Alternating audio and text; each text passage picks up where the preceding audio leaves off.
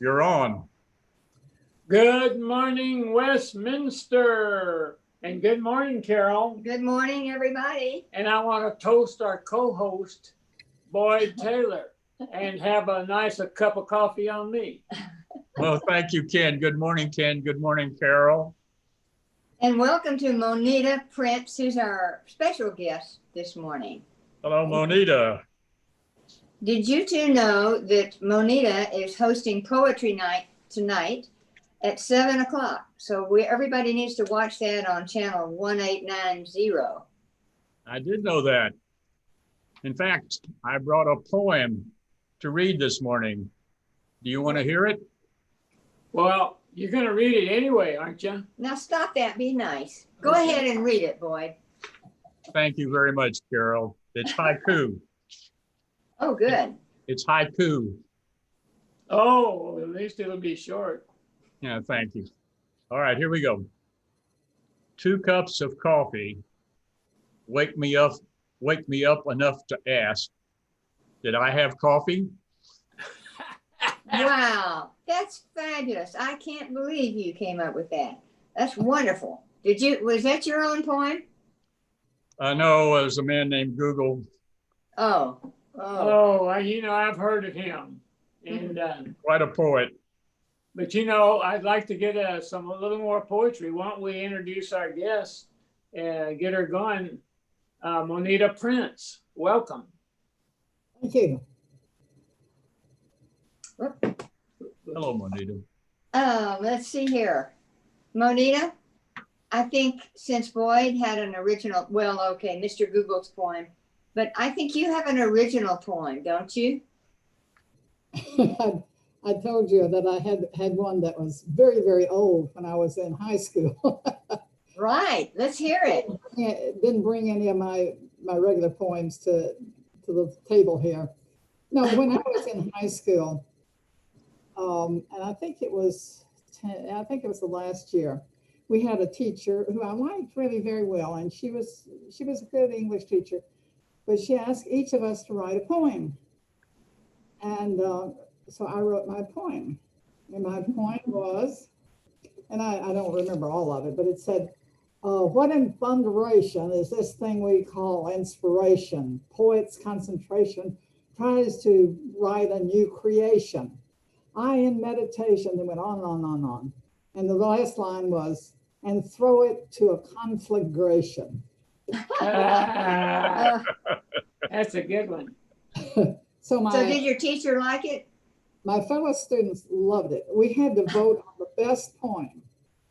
And I won. Wow. The students voted for me, but the teacher did not like it. But that's always fun to shock your teachers, I think. Well, I did, and I It was a free election, so you won. But actually, I never wrote poetry much, really, until I got here and had the time and such wonderful people with me that helped me push it along. So since then, I've enjoyed it very much. Well, tell us more about your poetry group. What do you all do? Everybody write their own or read others or what? Ideally, we would write our own, but many times we don't have time, so we borrow somebody else's. There's so many good poets that we can borrow from. And we meet on Thursday mornings. And now we're going by the Is this next? film. So she's doing that. And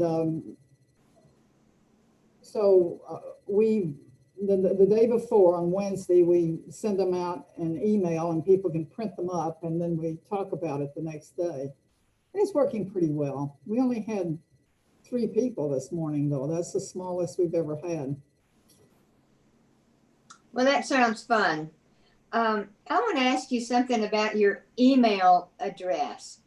It's very different from everybody else's who just have their own name up there or something. But what is this name on your address? It's my name. It's my name, Myung Suk. And that's what they call me. My name is Monita, let's see, well, Manita, so that's Myung Suk. And then Speaker was my last name, so they call me Sa. But then that's Oh. a family name. It's a very common family name. So my name is Sa Myung Suk. Okay.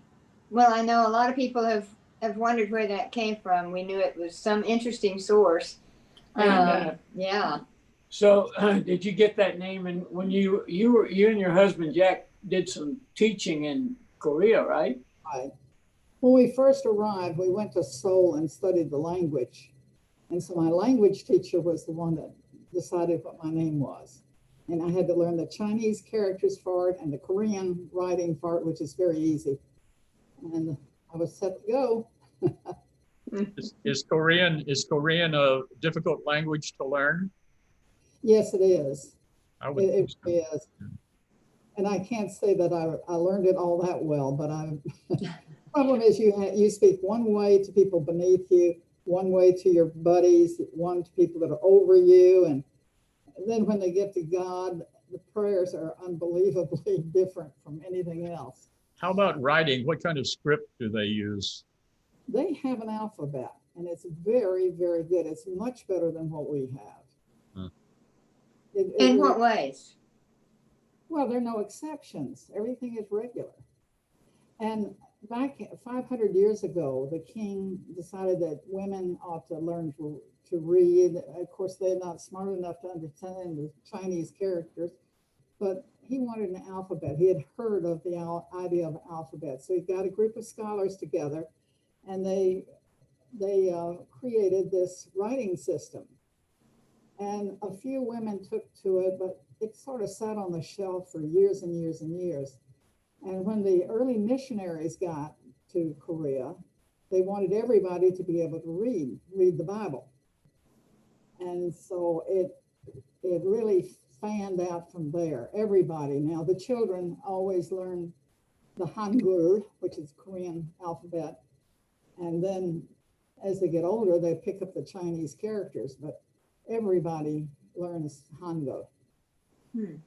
How long were you there? Well, we were in Daejeon, which is between Busan and Seoul, for 10 years. And then we were home for 6 years. And then we went back and we were in Seoul. And the college that we taught at in Daejeon and the college in Seoul united as a two-campus university. And this was Wow. trying to help each other, you know, have an emphasis of science in one place and an emphasis of litters and some other subjects in the other place. And they didn't really get along too well. It lasted about 15 years and then they split up again, which was good. It worked out good. Good. And did you start a family there? I can't remember when you first had your daughter. My daughter, Was it in Korea? it was in Korea. How is the medical facilities there? Just curiously. In the old days, not so good, but it was all right. I mean, we got. Did you adopt a child in Korea also? Yes, I did. Yeah. We adopted a little Korean girl who was 4 years old. Oh. Mhm. And She's so my from grandson. there you went on to Indonesia, is that right? Yeah. And was that your favorite place? Well, it's a wonderful place. Yeah. Where were you in Indonesia, Manita?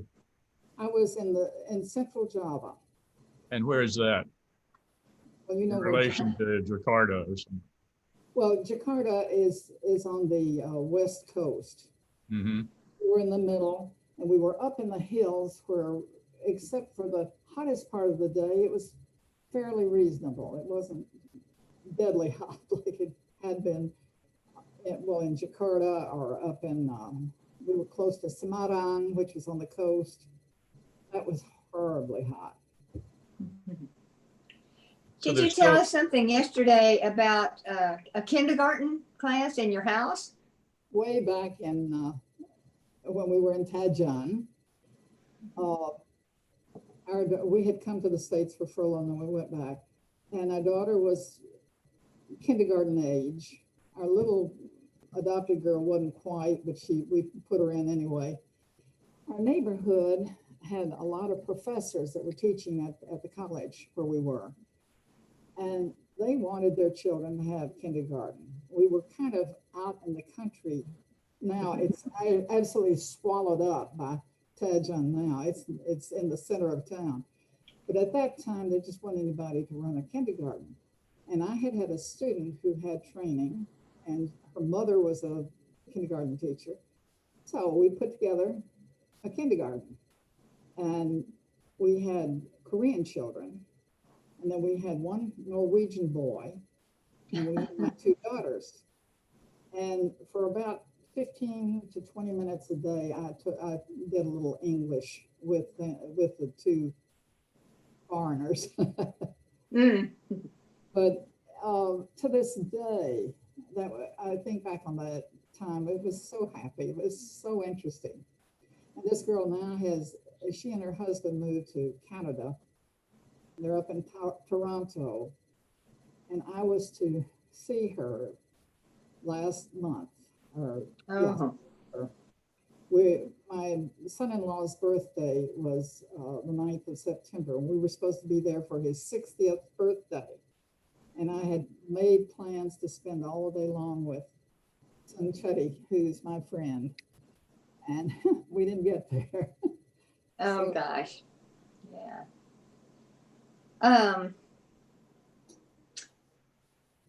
I'm still kind of interested in how fast it is to learn the languages like that. Those seem like they'd be real difficult languages to just, do the kids just grow up learning several languages with all those nationalities around? It was Korean, but they learned it really, really fast.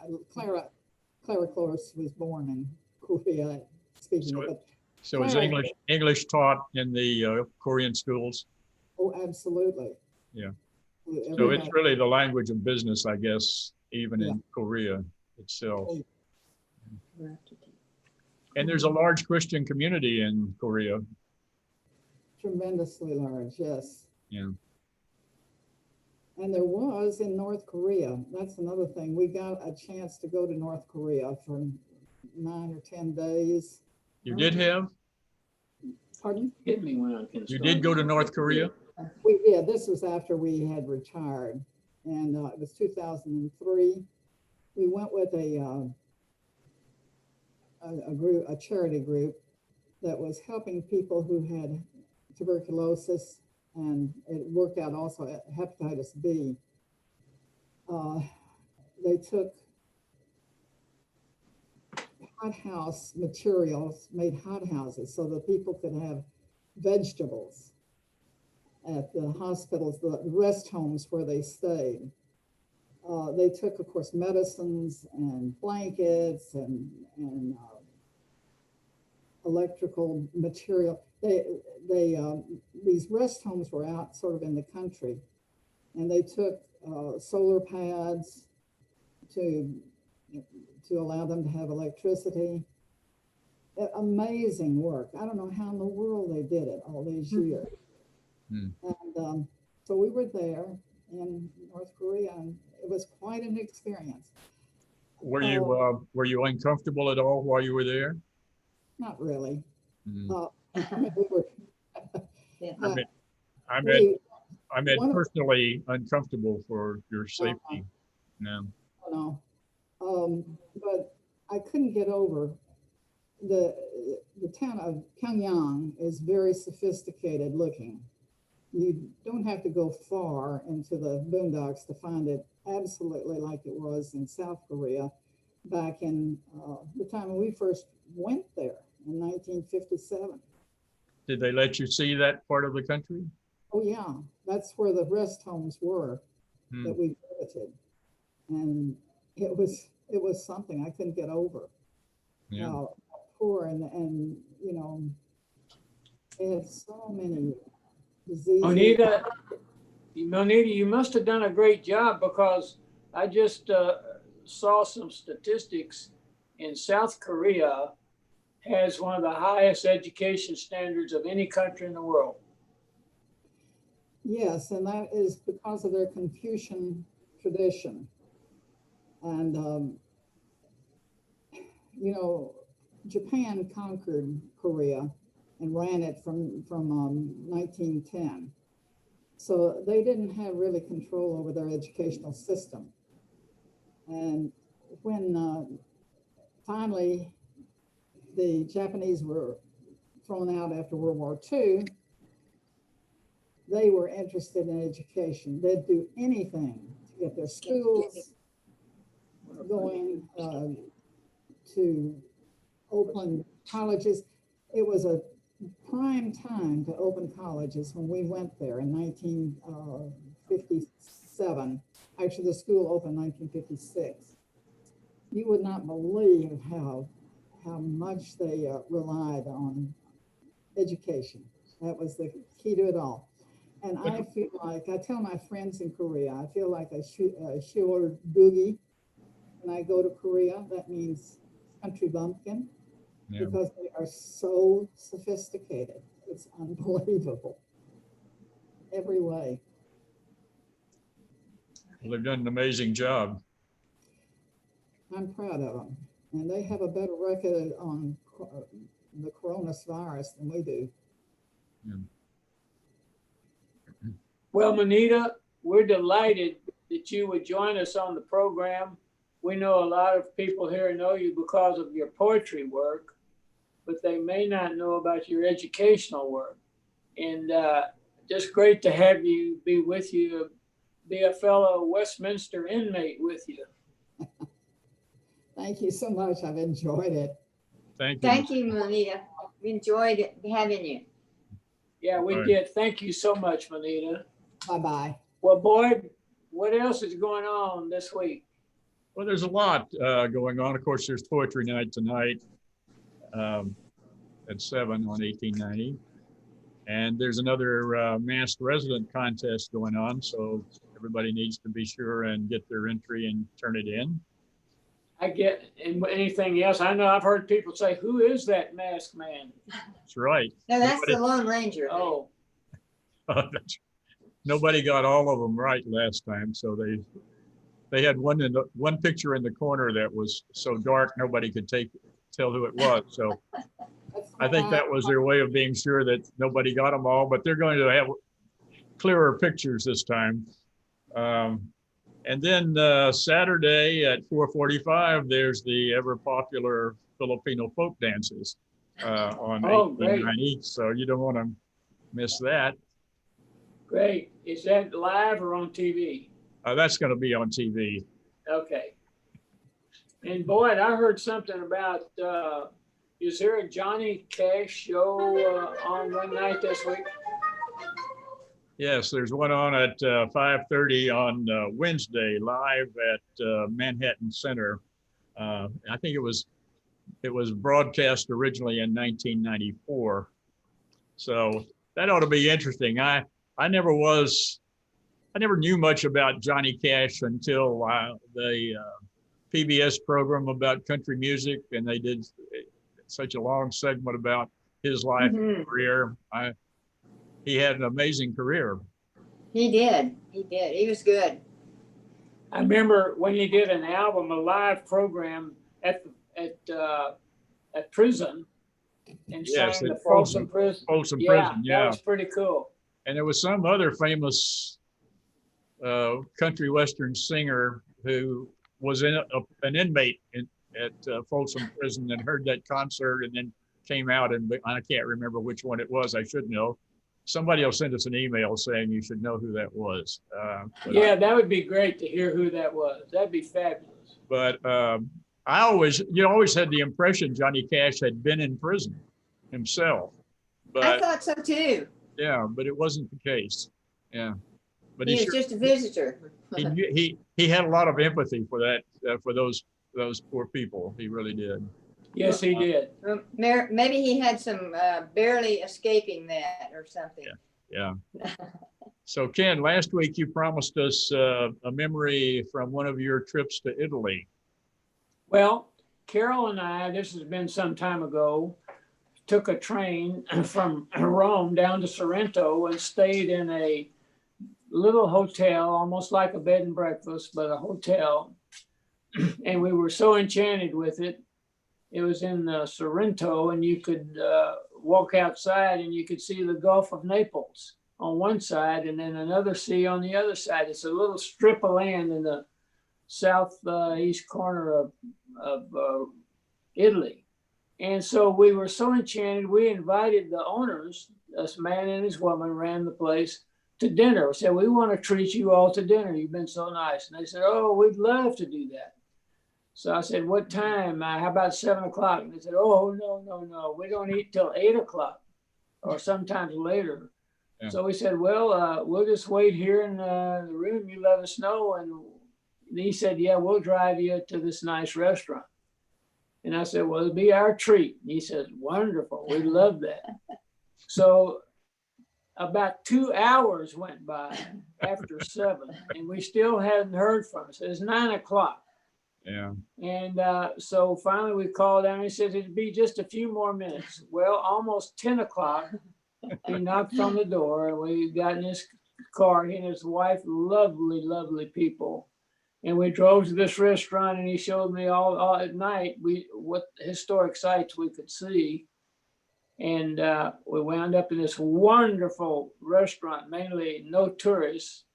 And we ate the most exotic, unusual items that they just kept bringing to the table, one after another. And he was a friend of this particular restaurant owner. Imagine, he didn't even live 10 miles apart.